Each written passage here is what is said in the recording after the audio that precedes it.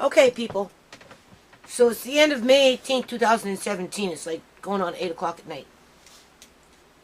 So I had this little meeting, and some of the things that this board director was mentioning to me, because he has experience, right, in terms of working with a larger nonprofit,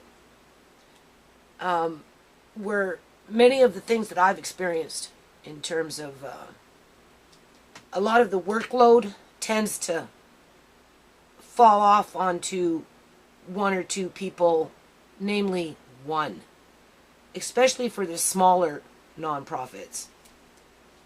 For the larger ones, where people are actually getting paid to do a job, right, because, you know, it costs money to live, then it runs a little more proficient because, you know, you're dealing with a workforce then, right? But when you're dealing basically with board directors that don't get paid for their time and a volunteer base that don't get paid for their time, where many of those volunteers are poor, right, and don't necessarily even have the funds to go to where they need to go in order to be able to volunteer. So to ask them to come at their expense and then not reward them for their volunteerism is it's hard on the morale, right? Especially if people depend on you, and then it becomes pressure. And because this board director, I told him to come watch my videos. Anyway, I think I'm a little embarrassed after all these years, and I don't mean it in a bad way. I mean it like I've been caught in terms of like being a community activist where it's kind of close to home, right? When you talk about the larger issues in our community that affect us as a province or as a state or as a nation, right? As a country, right? Because I tend to take mine across the board, right? I have to. Speaking of I have to, I showed him how the nonprofit is structured. And, I mean, in the back of his mind, he knew, right? But he didn't really sink in until I started whipping out all the bank statements. And he's like, at the end of the conversation, well, we're looking at $3,000 a year, if not more, just for the accountant. And I'm like, yeah, but if you're making $100,000 plus, you know, it's worth paying the $3,000. Especially when you can make millions and billions. The millions and billions, he couldn't really wrap his head around it because, I mean, obviously that's breaking the glass ceiling, right? Going for the 100,000, it's a little more attainable, but you have to get strategic, right? So we went through these list of things of what we could do or what we shouldn't do or what we might want to do or you know, that type of thing. And just because of the way the economy is and the overall displacement among us as neighbors to each other, right, with various backgrounds and beliefs and commitments and obligations and all that other stuff, it's really hard to bring the community together for any cause, right? Never mind for 25 of them listed under the nonprofit. He couldn't, I'm exaggerating. Well, actually there is more than 25 because if you factored in every province on top of the initial trust accounts that we have now, well, 21 and 17, what is that? 38 different accounts. He wants to bring those 38 into one to keep it simple, right? But I'm trying to explain to him that it branches out because of the trademark, right? It's not isolated down to one thing or one cause in one area, and it remains like that for the life of that nonprofit. This nonprofit is completely different. And I tried to explain to him that the trust accounts were to bring in accountability, transparency, right? So that you can cut down on the cheating as you go along the way, because you're going to find a lot of people are going to try and cheat you, regardless of who you are and what your status in life is.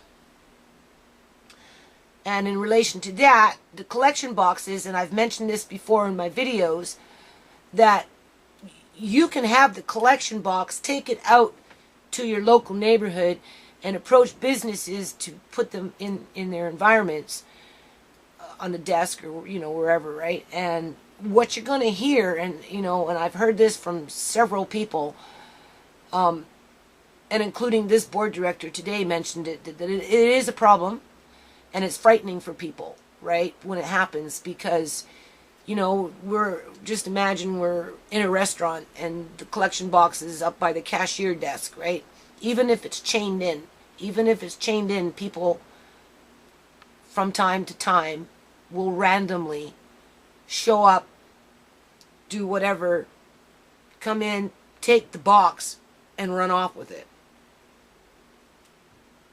And I'm like, I know, I've been told by other businesses that's why they won't take a collection box, because they're afraid somebody's going to come in and steal it. And if, the person is desperate, they might even become a little aggressive over it, right?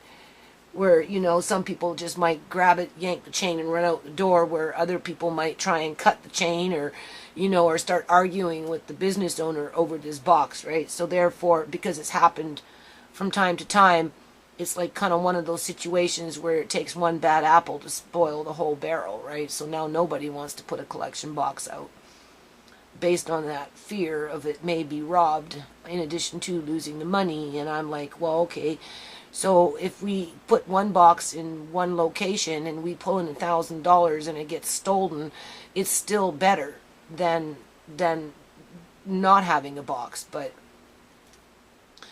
you're gonna have to find, it brings me back, people, 2000, 2001, 2002, 2003, when I used to go to businesses and I'd approach them to either, one, become a member to the nonprofit, and because we weren't a registered charity and we couldn't give tax receipts, it was a no-go. On top of, there was another 50 organizations standing in line for the same donation or membership, right? So, you become 51 in that line. And then the collection boxes, if you put collection boxes out, chances are it might get stolen. It really does depend on the neighborhood that you live in, and, in terms of poverty, obviously. Rich people aren't interested in stealing collection boxes at your local convenience store, because they're more interested in the vaults and the bank safes and that kind of stuff, right? They go for the bigger crime, right? They don't go for the petty crime. But when you live in a poor neighborhood, or, middle class neighborhood where it's mixed in with some poor people or whatever, I'm not saying all poor people steal, because they don't. But there's a higher probability that you're going to get that desperation where people are just going to come in and grab it and run off. So I'm willing to take that risk. I mean, there's always that risk. There's risks in everywhere you go. My problem is, people, is I don't have my car on the road, so I haven't been able to get out and really do anything. I'm on foot, right? And obviously the workload that I'm doing with the yard, and just Uncle John's lawsuit, and you can see now I'm taking a detour, right? Because I'm not going to have this little gray cloud smother everything, okay? That's not what Uncle John would want. There's got to be some sunshine in there, and maybe one day he'll rain on us and it will make things grow. But right now, we're not going to grow anything unless we plant some stuff. And so anyway, back to this meeting. What else was key points? He's reading over the bylaws, double checking them, maybe change something in there, right? He wants to take it more serious in terms of the amount of meetings that are to happen because he's on the fence, people, and I don't mean it in a bad way. It's in one way, you know, he really wants to help, but he's busy, he's overworked, overtaxed, right? Not getting the community support that he would like, so that, you know, again, it trickles out where people can live in peace, right? And taking on a project such as what I presented to him, I mean, he can already see, you know, you have to give up your life kind of thing, right? If you want to be in treasurer or secretary to that, right? But I said we're on life support, so, you know, there's a couple things he wants to try. And he wants to do this little membership drive, but we're not going to do it at $30 a year. He seems to think that that's too much money to ask from people. Myself, personally, I don't think $30 a year is a lot to ask. But, you know, it goes back to, well, these people want $10, these people want $50, these people want $20, so what makes you so special, right? So what I'm going to do is I want to keep this short. Obviously today was the 18th, right? I would suspect that Fraser Health has put an application in to dismiss the lawsuit. I would think that they would have to inform me before they can go in front of a judge, so that I can go in front of the judge at the same time and at least have my say, right? I'm going to ask to try and bring them together. I'm going to ask the judge what kind of evidence he wants, right? If it gets thrown out of court, well, it's just going to go to the next one, because there will be another one. I'm not dropping the ball on Uncle John, but I am clearing off my sewing table and try and build on, obviously, the nonprofit, but as well as my own life, right? Versus, you know, staying in this rut that I'm in, because I'm in a big rut, people, right? I said to the board director, $50,000 later, would you throw it away? He looked at me. We can make modifications, right? We can have our sleeper cells in terms of nonprofit trust accounts that, you know, every 6 months, just so that they don't go dormant, especially for the ones for up in, like, in the province, further, you know, across the country, sorry, different provinces. This is where I have to use this projector so people can see this. I'm not going to shut down those accounts. You know, it's not much to keep them active. As a matter of fact, I'm going to be going in and doing a deposit, $1 or $2 every 6 months, just to keep them going. We're on life support, people. Continue spreading the word in the United States of America. Like I said, I'm going to send some hats down there for some moral support for a community that's feeling attacked. Right? As I put the box together, I want to use this projector, right? I want to talk about these community issues. It doesn't have to be everything that goes on in my community, right? I want to talk about what's going on in Georgia right now, and what's inspiring me to pull myself up by my bootstraps and not become stagnant in my life to the point where it doesn't go anywhere, right? So we got a little jump start today, and board director is, like I said, going over the bylaws, see if anything needs to be added or removed. And so there you go. I guess that's the end of this video, but I'll put this first, and then you can see the other stuff, because this is kind of an oddball video. Okay, people. It's May 18th. Doomsday. No. May 18th, 2017. We're going to spark up the throttle here and mix things up, switch them around. Okay? Uncle John would understand, and he would tell me to keep doing what I'm doing. So I'm gonna shift gears, put a little pressure on that gas gauge, and up the ante here. Still have my meeting with the board director, so that's good news. He has a briefcase, people. It's about this big in terms of width, right? It's about, oh, I don't know, 8 inches thick. So normal size, right? Briefcase. So we're gonna run it through it fast. I'm taking him the collection boxes, the pebble pouches, and the Lucky Charms with the key, and jot down some ideas. He could do a little bit of brainstorming and tell me what he wants to do. That's what I told him. And we'll jot those down and figure out a plan here, right? So, Uncle John, we know he's got his little gray cloud. He's watching over us. He's had happier days. He could be happier, but people, it's time to move on a little bit here, right? So what I'm going to do is I'm going to start clearing off my sewing table, and I'm going to be making up some do-rags here, right? And I'm sending them to the States. And I'm going to pump up the jam. Hold on a minute.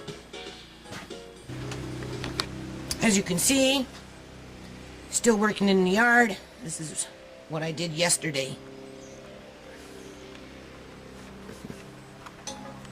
Alright. Lots to do yet.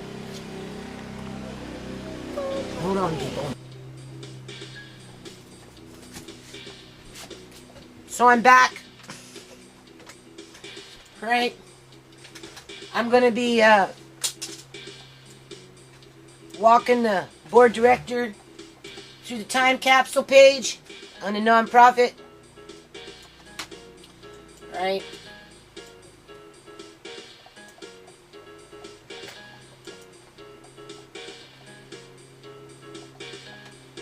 Hold on a minute. This is when it all started, people.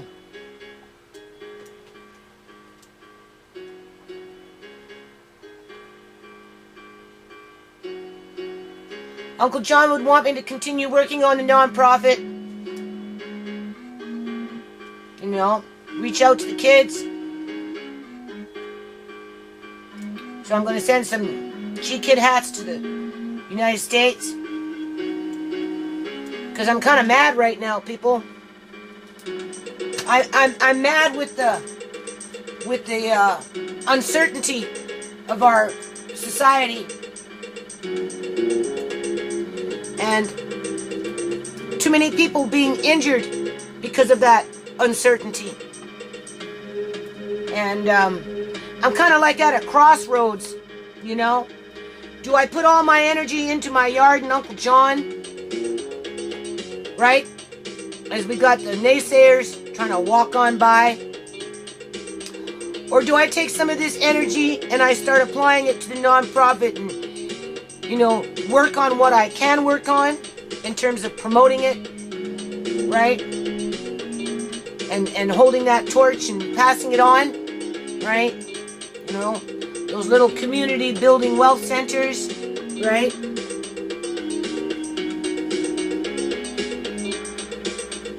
So there's going to be a change here in terms of my energy shifting to not let go of what Uncle John and I tried to start years and years and years and years ago. And that's what he would want me to do, right? He's there, people. He's watching over us. He knows I love him. Obviously, he's on my mind every day because I'm still talking about him right now.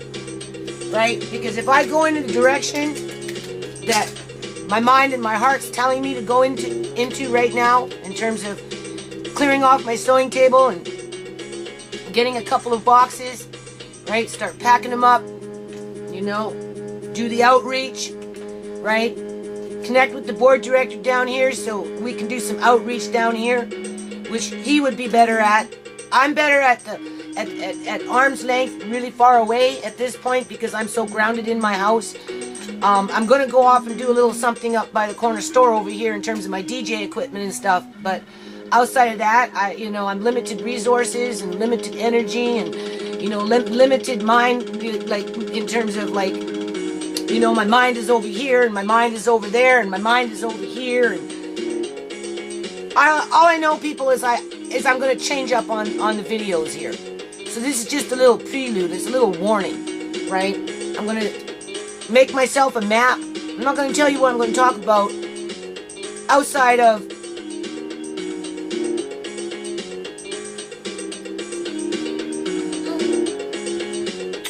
a starting point. We have a ground zero in terms of a starting point that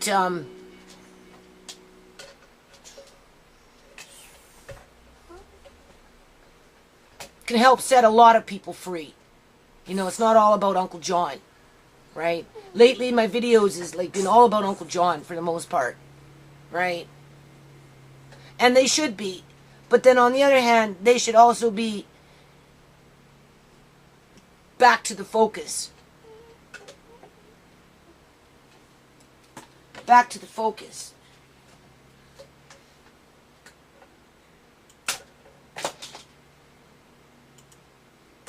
These are middies. I can't get copyright with middies.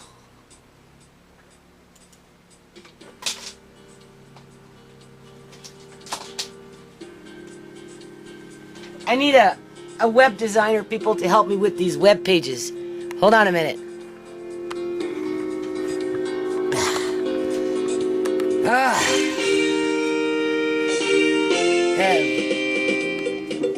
Let's do this.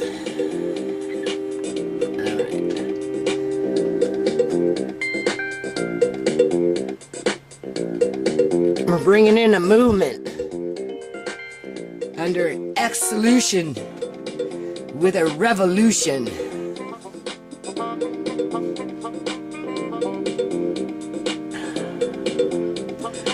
Oh, people, I wish I had more time to make web pages. I'm a little behind. We're actually at number 30 now. Right? There should be all these pages in here that have nothing should be updated and added into the history, to the timeline. Right? There's my son.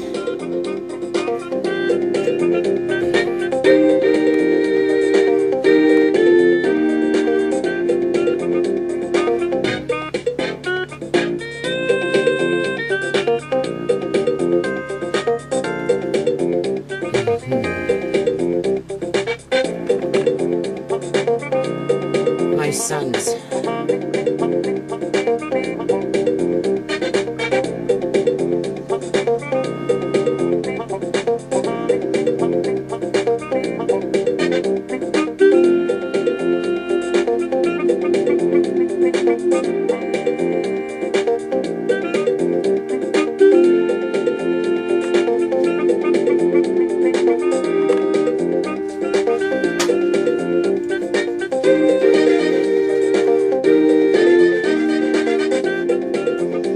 What's next?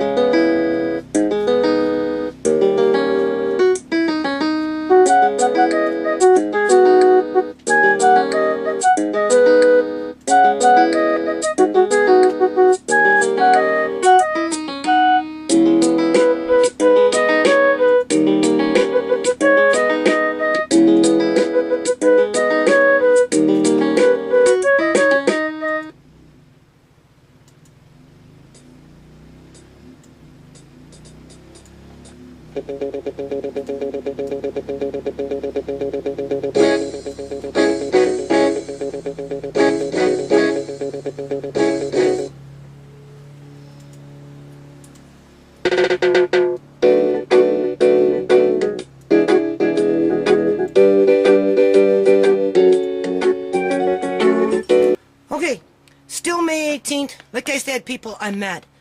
Okay? Obviously, I'm mad with this mess on my table in my sewing room. Like, I'm serious. I'm clearing this out. Uncle John would understand.